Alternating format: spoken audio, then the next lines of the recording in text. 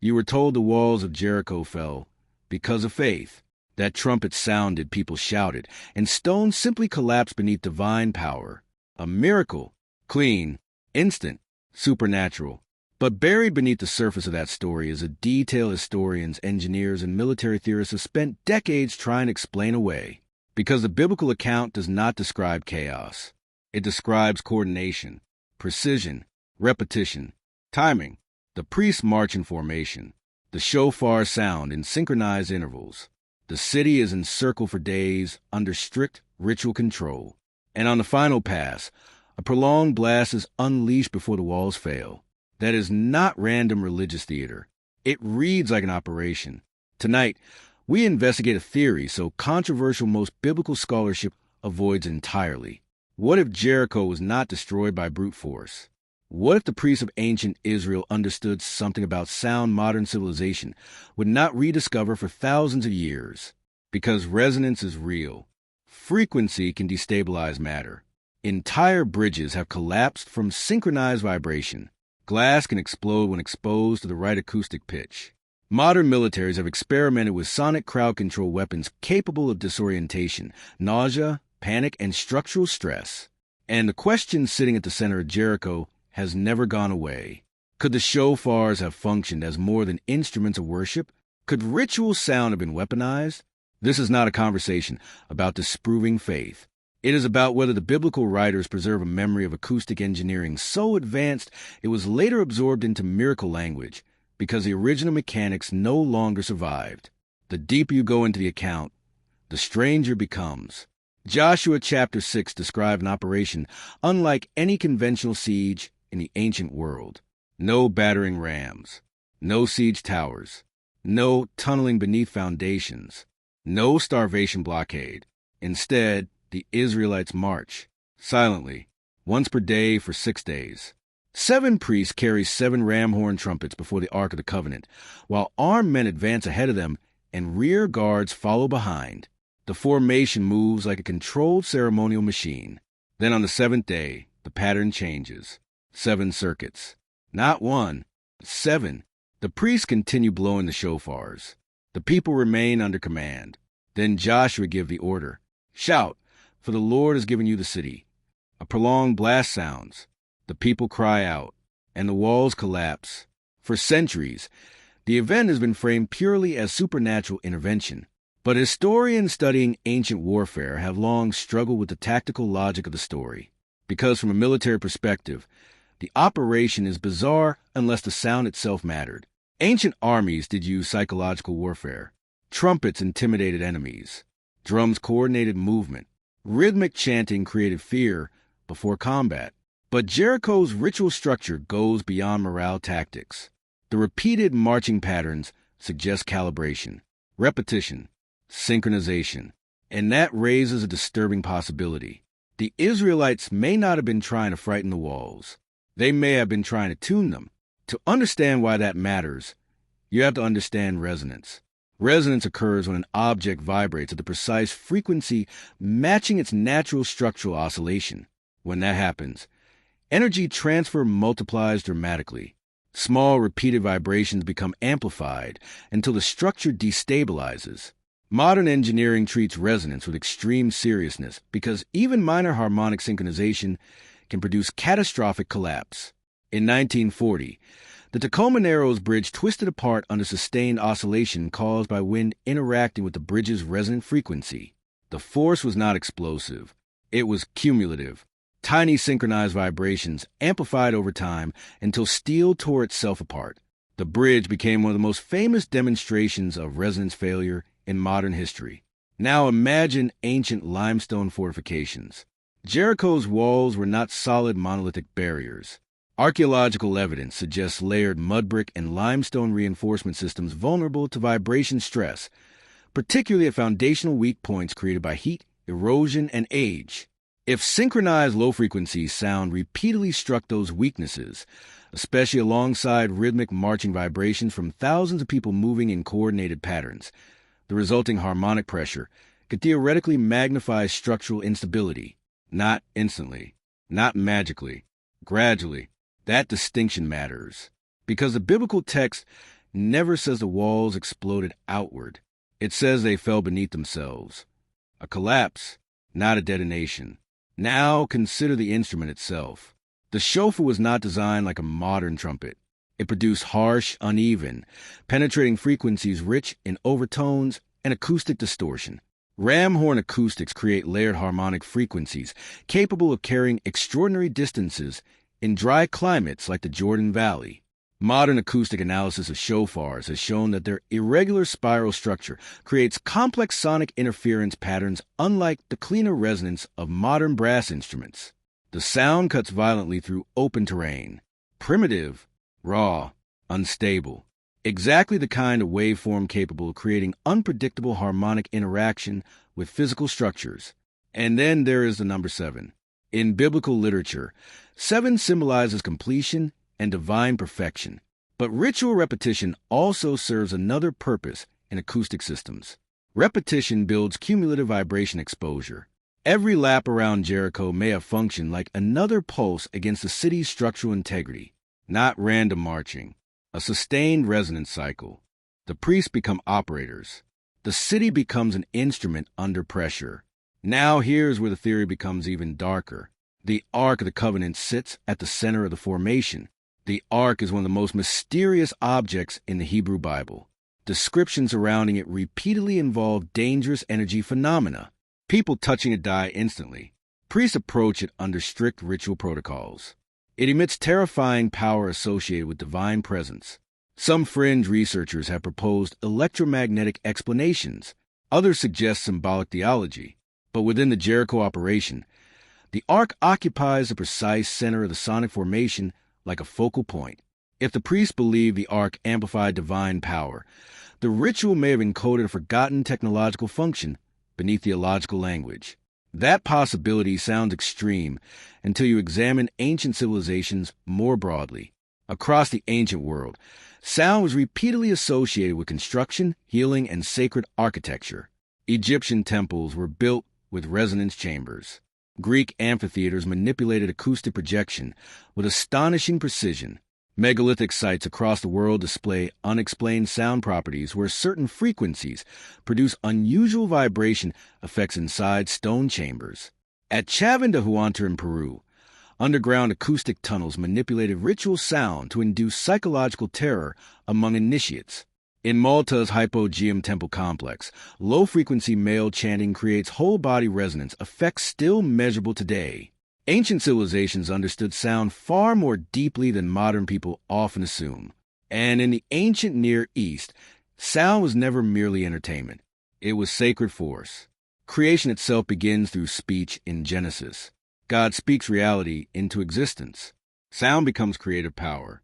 The Hebrew concept of divine utterance carries force, not metaphor alone. Words act upon reality. Joshua's priests may have inherited fragments of an older acoustic tradition where sound, ritual movement, architecture, and psychological warfare merged into a unified system. Because even if resonance alone did not fully collapse Jericho's walls, the operation may still reflect an extraordinary understanding of coordinated sonic pressure. Now consider the human factor. Thousands of synchronized footsteps produce measurable seismic vibration. Modern stadium engineers account for this constantly. Crowd synchronization can create dangerous harmonic loading on concrete and steel. The Israelites circling Jericho in repeated unified movement would have generated rhythmic ground pressure alongside continuous acoustic bombardment. And Jericho itself sat atop unstable geological terrain, near fault systems running to the Jordan Rift Valley. Some scholars have suggested an earthquake occurred simultaneously with the siege. That explanation has often been used to dismiss the resonance theory entirely. But what if the two are not mutually exclusive? Resonance does not need to create an earthquake to matter. It only needs to exploit instability already present. A weakened wall exposed to seismic tension, rhythmic marching vibration, and sustained acoustic stress may have reached catastrophic failure far faster than expected. The biblical writers, lacking modern engineering vocabulary, would naturally describe the event through theological interpretation, and to them, it would have been divine. That does not make the mechanics less real. Ancient people routinely described technological or natural processes using sacred language, because sacred and physical reality were not separated the way modern culture separates them. The miracle and the mechanism could coexist inside the same event. Now there's another detail almost nobody notices. Joshua commands absolute silence from the people during the first 6 days. No shouting, no speaking, only the sound of the shofars. Why? Military intimidation alone does not require silence, but acoustic precision does. If the priests were attempting sustained frequency projection, uncontrolled crowd noise would interfere with harmonic consistency. The silence preserves the signal. Then on the 7th day, the silence breaks all at once. The shout becomes synchronized release. Maximum acoustic output concentrated into a single coordinated eruption. This begins sounding less like spontaneous worship and more like controlled sonic orchestration. And the Bible preserves it with astonishing specificity. Now step back from Jericho itself and look at the broader biblical pattern surrounding sound. Mount Sinai trembles beneath trumpet blasts. The Psalms repeatedly describe divine power through thunder, vibration, and shaking earth. The walls of cities quake at God's voice. The heavens themselves respond to sacred sound. Ancient Hebrew theology consistently links frequency, vibration, and divine manifestation. Modern readers often interpret those descriptions metaphorically. Ancient listeners may not have. To them, sound was force, presence, power capable of altering physical reality. And if even fragments of acoustic engineering knowledge survive within priestly traditions, ritual ceremonies may have encoded operational mechanics beneath sacred symbolism. This is where mainstream historians become deeply uncomfortable, because the Jericho account forces two possibilities into collision. Either the story evolved as symbolic theology detached from literal mechanics, or ancient civilizations possess practical acoustic knowledge modern history dramatically underestimates. Neither option fits neatly into conventional categories, and the evidence becomes stranger when modern experiments enter the conversation. Researchers have demonstrated that directed acoustic frequencies can fracture materials under controlled conditions. Ultrasound shatters kidney stones inside the human body. Low-frequency infrasound induces panic, nausea, disorientation, and hallucination. Military research into sonic weaponry continues today under classified programs few governments openly discuss. Sound is not harmless. Never was. At specific frequencies, vibration becomes force projection. Now imagine what ancient priests could accomplish if generations of observation taught them how particular horn shapes, terrain acoustics, and synchronized movement affected stone structures. Not modern science in laboratory form. Practical operational knowledge, refined through ritual tradition. Knowledge later mythologized because its mechanisms became inseparable from religious meaning. The shofar itself carries symbolic importance connected to divine warfare throughout Hebrew scripture. It announces battle, judgment, sacred assembly, the presence of God. But perhaps those symbolic meanings emerge precisely because the instrument once had demonstrable effects people experienced directly. Ancient religion and ancient technology were not isolated categories. They overlapped constantly. Priests were astronomers, architects, calendar keepers, medical practitioners, engineers of sacred space. The separation between science and spirituality is largely modern. In the ancient world, hidden knowledge was often preserved through ritual because ritual protected precision across generations. That changes how Jericho looks entirely. The marching pattern becomes protocol. The trumpet blasts become calibrated acoustic input. The silence becomes signal preservation. The final shout becomes synchronized harmonic release. And the collapse becomes a visible outcome of an operation ancient observers interpreted as divine intervention because they lack separate categories for sacred power and physical force.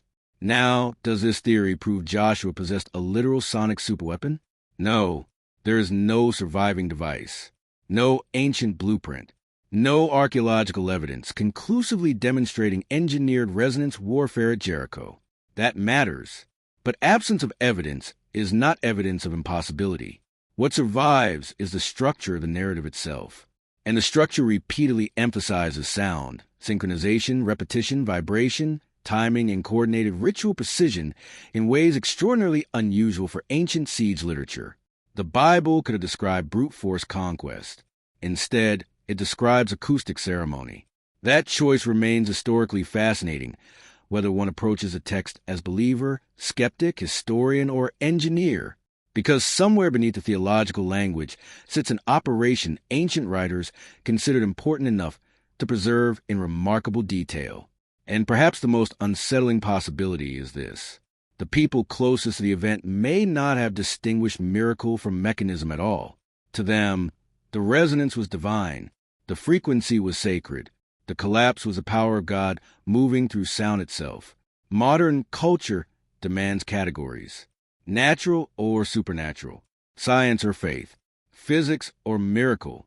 Ancient civilizations did not think that way, and Jericho may preserve the memory of a world where those divisions had not yet been invented, a world where priests understood vibration as holy force, where architecture, ritual, acoustics, and warfare merged into a single worldview, where the boundary between worship and weaponry disappeared inside sacred sound. The walls fell, that much the tradition insists upon. The real question is whether the people carrying ram horn trumpets around the city understood something about resonance modern civilization had to rediscover thousands of years later. Because if they did, then the oldest sonic weapon in human history may not have been hidden inside a laboratory. It may have been hidden inside the Bible the entire time. There is a deeper layer beneath the Jericho account that almost nobody talks about, because it changes the story from an isolated biblical miracle into part of a much older pattern, a pattern connecting sound, stone, and altered states of human consciousness across the ancient world.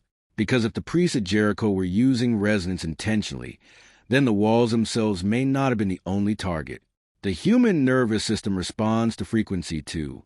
Modern neuroscience has confirmed that sustained low-frequency sound can alter heartbeat rhythms, increase stress hormone production, trigger fear responses, and create sensations of dread so intense people report feeling the presence of something supernatural nearby. Infrasound below the threshold of conscious hearing has repeatedly been linked to panic attacks, anxiety spikes, visual distortions, and overwhelming terror. Some frequencies cause the eyes themselves to vibrate slightly inside their sockets, creating fleeting shadow-like hallucinations at the edge of perception. People exposed to these environments often describe the same thing, a sense that something invisible has entered the room. Now place yourself inside Jericho. For 6 days, the city watches a silent army circling its walls while priests unleash shrieking horn frequencies that echo across limestone corridors under desert heat. No attack comes, no negotiation, no conventional siege behavior. Just repetition. Again, again, again. The psychological pressure alone would have been devastating. And ancient warfare depended heavily on morale collapse. Cities did not merely fall physically. They broke mentally first. The residents of Jericho may have experienced mounting acoustic stress long before the walls collapsed structurally. Sleep deprivation, fear conditioning, panic amplification. The Israelites were not only surrounding the city geographically, they were surrounding it psychologically. And then comes the 7th day. 7 complete circuits, hours of escalating sonic exposure, thousands of synchronized footsteps, shofar screaming against stone surfaces under brutal desert acoustics. Then the final blast. Then the shout. Now imagine the terror inside those walls if cracks had already begun forming from accumulated stress. Dust falling from ceilings, stone grinding against stone, subtle tremors beneath the foundations. By the time the collapse occurred, the defenders may already believe they were witnessing divine judgment descending from heaven. That matters because fear changes perception. Ancient people experiencing an event through overwhelming terror and sacred expectation would naturally interpret physical collapse as supernatural intervention. Again, mechanism and miracle would not have been separate categories to them. Now there is another mystery sitting inside the Jericho account. Why march around the city at all? If the goal was simply symbolic obedience to God, the movement itself still seems strangely elaborate. Ancient military logistics were exhausting. Moving thousands of people repeatedly around fortified walls consumed enormous energy and required strict coordination. But from an acoustic perspective, movement changes everything. Sound behaves differently depending on terrain geometry. Waves reflect, amplify, and interfere with each other based on angle and positioning. The Israelites may have been creating a moving resonance field around the city, changing the direction of vibrational pressure against multiple structural points. Instead of attacking one section directly, they saturated the entire perimeter with oscillating acoustic energy. That possibility becomes even more interesting when you examine ancient Near Eastern architecture. Jericho's fortifications likely contain cavities, layered chambers, and internal structural inconsistencies, ideal for resonance amplification. Modern engineers know hollow structures often magnify vibrational stress far more dangerously than solid stone masses. A wall does not need to explode to fail catastrophically. It only needs its weakest harmonic points repeatedly destabilized until gravity finishes the job. And once one section collapses, neighboring sections become vulnerable immediately. Now, consider something else hidden inside the biblical language. The Hebrew concept of voice in ancient scripture often carries meanings extending beyond speech alone. It can imply force, power, manifestation, presence that physically alters the environment. The voice of the Lord shakes the wilderness. The voice of God breaks the cedars. The mountains tremble at his voice. These descriptions appear repeatedly throughout Hebrew poetry and prophetic literature. Modern readers tend to reduce them to metaphor. Ancient listeners may have understood them more literally than we realize, because in the ancient world, sound was not abstract communication. It was energetic action. That worldview changes how ritual instruments like the shofar function inside the culture. The horn does not merely symbolize divine authority. It projects it. The blast itself becomes sacred force entering physical space.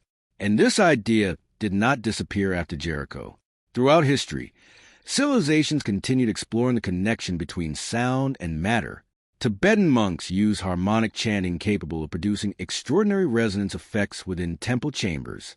Ancient Indian traditions describe cosmic vibration as the foundation of reality itself. Greek philosophers like Pythagoras believed mathematical harmonics governed both music and the structure of the universe. The phrase music of the spheres emerged from belief that celestial bodies moved according to hidden harmonic ratios. To ancient thinkers, resonance was not fringe mysticism. It was woven into the architecture of existence. Now here is where the Jericho theory becomes truly unsettling. What if ancient priesthoods preserved fragments of practical acoustic knowledge later lost during civilizational collapse? History assumes technological progress moves upward in a straight line, but civilizations forget things constantly. Roman concrete outperformed some modern formulations, and its exact chemistry remained partially lost for centuries. Greek fire disappeared from history entirely. Ancient astronomical calculations encoded into megalithic structures still puzzle researchers today. Knowledge can vanish, especially when the culture is preserving a collapse through war, invasion, or religious transformation. If specialized acoustic techniques existed within priestly circles, they may not have survived long enough to enter formal scientific history. Only ritual memory remained. That would explain why the Bible preserves procedural details while losing technical explanation. The marching survives. The trumpet blast survives. The repetition survives. The collapse survives. But the operational mechanics disappear into theology. And over time, later readers interpret the event purely through supernatural categories because the original acoustic framework no longer exists culturally. Now step even further back. The Ark of the Covenant itself may connect to this theory more deeply than most people realize. Descriptions of the Ark repeatedly involve intense sensory phenomena: thunder, light, vibration, deadly force, restricted proximity. The priests transporting it follow exact movement procedures. Improper handling becomes lethal. Some researchers have speculated about electrical effects due to gold plating and conductive materials. Others dismiss the entire discussion as mythology. But what matters for Jericho is placement. The ark sits inside the center of the procession, like a focal node around which the acoustic ritual operates. Ancient processions were highly symbolic. Objects positioned centrally were understood as sources of power. If the priests believed the ark mediated divine energy, then the sonic operation surrounding it may have been understood as activating or channeling sacred force through coordinated resonance. Again, not science versus religion. Ancient religion functioning through operational systems Modern language separates artificially, and then there's the timing. Joshua waits until the seventh day to unleash maximum output. Why? Because cumulative stress matters in resonance systems. Repeated vibration weakens material integrity over time, even before visible cracks appear. Modern fatigue testing demonstrates this constantly. Structures exposed to repeated oscillation eventually fail at loads far below what engineers originally expected. Jericho's walls may have endured 6 days of progressive destabilization before finally reaching catastrophic resonance thresholds on the 7th. The biblical narrative unintentionally preserves the logic of cumulative harmonic fatigue. Now skeptics will argue something important here. No known horn instruments alone could generate enough force to demolish massive city walls directly. And that objection matters because it is true. A single chauffeur cannot function like a cinematic sonic cannon, vaporizing stone instantly. But that is not what resonance theory proposes. The theory proposes amplification, environmental interaction, structural exploitation, synchronization with pre-existing weaknesses. A child can push a swing using tiny repeated inputs if those inputs match the swing's resonant motion precisely. The energy compounds. Jericho may have functioned similarly on a far larger scale, especially if seismic instability already weakened the city beneath the surface. The Jordan Rift Valley is one of the most tectonically active regions in the ancient Near East. Earthquakes repeatedly damaged settlements throughout the region's history. If microfractures already existed beneath Jericho's foundations, sustained harmonic pressure may have accelerated structural failure dramatically. And if a seismic tremor struck during the final sequence, the resulting collapse would appear instantaneous to eyewitnesses.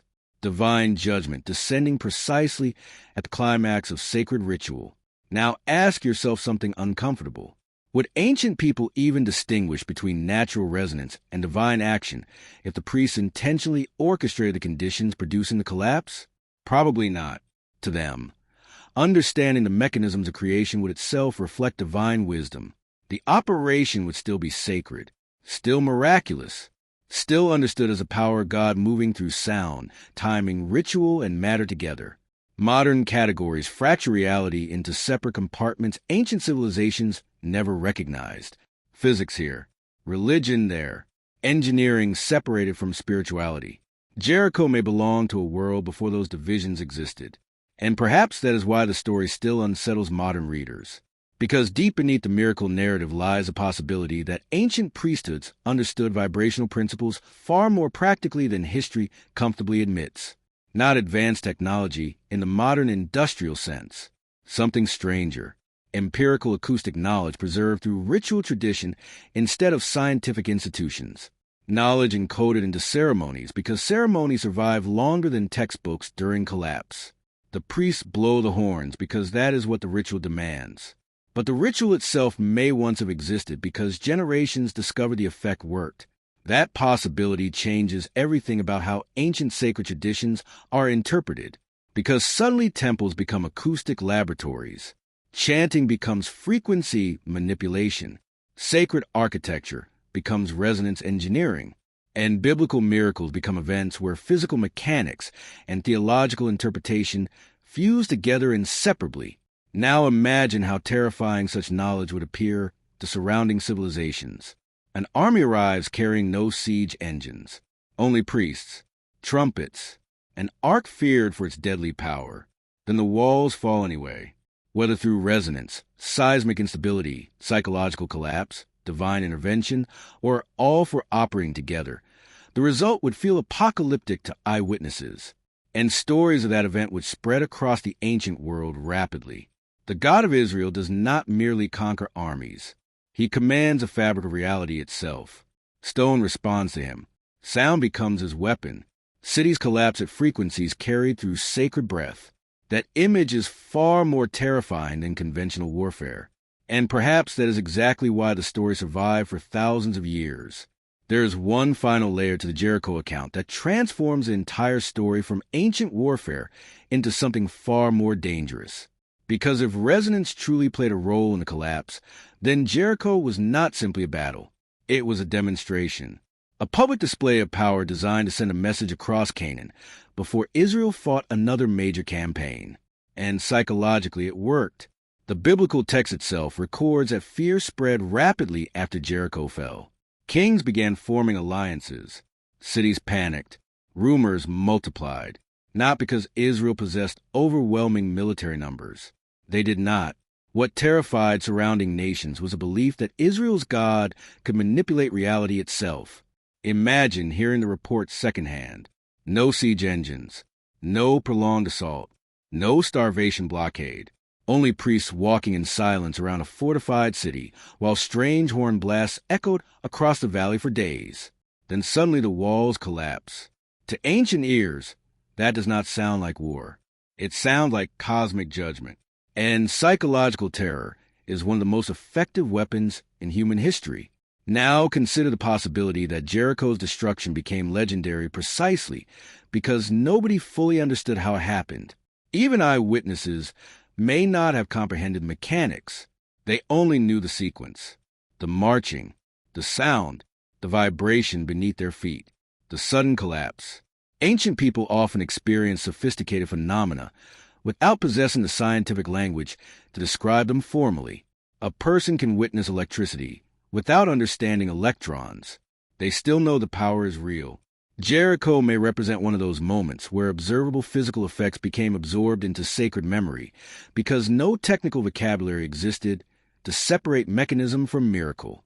And over generations, the theological interpretation became dominant, while operational understanding faded into symbolism. That pattern appears repeatedly throughout human history. Techniques survive after explanations vanish. People continue performing rituals long after forgetting why those rituals originally worked. Even modern culture contains remnants of this phenomenon, architectural traditions passed down without engineers fully understanding the ancient mathematics behind them, medicinal practices surviving centuries before chemistry explained their effects, agricultural methods preserved through custom before biology understood soil systems. Knowledge often survives as ceremony first. Now think about the priests themselves. The Levites were not ordinary civilians. They were guardians of sacred procedure, trained in exact ritual precision, obsessed with sequence, timing, repetition, and purity of execution. That mindset resembles operational discipline more than spontaneous spirituality. Ancient priesthoods functioned like specialized technical classes within their civilizations. They preserved calendars, measured celestial cycles, maintained sacred architecture, oversaw complex ceremonial systems requiring extraordinary memorization and accuracy. If acoustic knowledge existed anywhere in the ancient Hebrew world, priestly circles are exactly where it would survive, and the shofar was central to their ritual universe. Not merely symbolic, functional. The blast announced movement, judgment, assembly, war, divine presence. Sound became the interface between heaven and earth. Now there's another strange detail hidden inside the Jericho operation. The Israelites do not immediately rush the city after the first signs of collapse. Joshua maintains order, structure, controlled execution. That matters because armies witnessing miraculous breaches often descend into chaotic excitement. But Jericho's sequence remains disciplined. It unfolds like a planned procedure reaching completion. Even the timing of the shout appears coordinated with the extended trumpet blast itself. Modern acoustic engineers understand synchronization is everything in resonance systems. Random noise disperses energy. Coordinated frequency concentrates it. The Israelites may have unintentionally preserved one of the oldest examples of harmonic synchronization ever recorded in human memory. And if so, the implications stretch far beyond biblical interpretation. Because Jericho would suggest ancient civilizations explored vibrational mechanics in ways modern history dramatically underestimates. Now here is where mainstream archaeology becomes divided. Excavations at Jericho have produced intense debate regarding the city's destruction layers and chronology. Some archaeologists argue the walls collapsed outward unusually for a siege event. Others dispute dating methods entirely. Some suggest earthquake damage. Others argue the biblical timeline does not align cleanly with existing archaeological evidence. The debates are fierce because Jericho sits at the intersection of theology, history, and national identity. But regardless of dating disputes, one fact remains extraordinary. The biblical narrative itself places enormous emphasis on sound. Not swords, not fire, not siegecraft, sound. And that emphasis is too deliberate to dismiss casually. Now imagine if the priests understood terrain acoustics specifically. The Jordan Valley contains natural echo properties capable of amplifying sound dramatically under certain atmospheric conditions. Temperature layers in desert regions sometimes create acoustic ducting effects where sound travels unnaturally far and intensely. Ancient people living in these environments for generations would absolutely notice such phenomena. They would learn which valleys amplified horn blasts, which canyon walls reflected frequencies, which weather conditions intensified vibration. Over centuries, practical observation could evolve into ritualized acoustic strategy, not theoretical science in modern terms. Experiential knowledge passed down through ceremonial tradition, and because that knowledge operated inside sacred contexts, it would be interpreted religiously from the beginning. The priests would not separate acoustic mastery from divine authority. To them, discovering how creation responded to sound would itself reveal the wisdom of God. That worldview changes how the entire Hebrew Bible reads. Suddenly, trumpet blasts at Sinai feel different. The trembling mountains, the thunderous divine voice, the repeated imagery of heaven shaking earth through sound. These descriptions stop sounding purely poetic and begin resembling a culture profoundly aware of vibration as force. Now none of this proves the Bible secretly contains lost modern physics. That claim goes too far, but it does raise a serious historical possibility. Ancient civilizations may have developed sophisticated practical understanding of resonance effects through observation long before formal scientific theory existed. And Jericho may preserve the memory of one such application at the exact point where ritual, warfare, acoustics, and theology converged. That possibility becomes even stranger when viewed alongside megalithic architecture worldwide. Many ancient structures display unexplained acoustic properties. The king's chamber inside the Great Pyramid resonates intensely at specific vocal frequencies. Mayan temples produce unusual echo effects mimicking bird calls. Stone circles across Europe amplify low-frequency vibration in ways researchers still study today.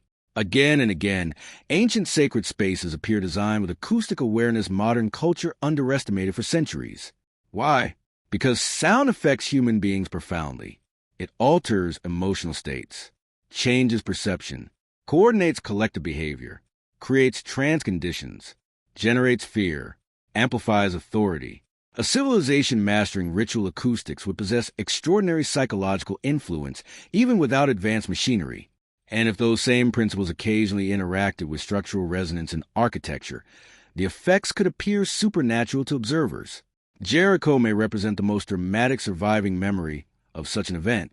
Now there's another uncomfortable question sitting underneath all of this. Why did later biblical tradition preserve the miracle but not the method?